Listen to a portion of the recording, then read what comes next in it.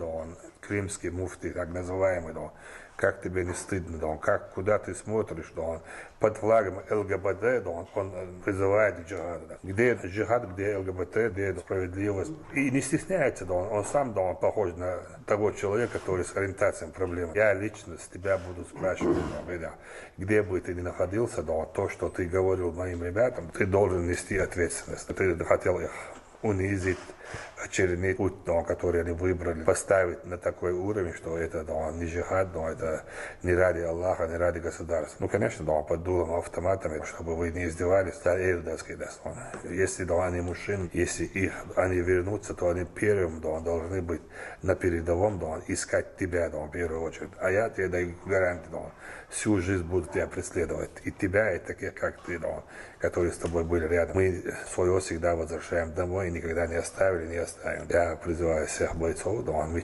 чтобы вот такие лицемеры должны быть наказаны. Каждый знает, что когда он берет автомат в руки, должен умереть и убивать врага, преступников, террористов, шайтанов, сатанизма. Поэтому у нас другого нет.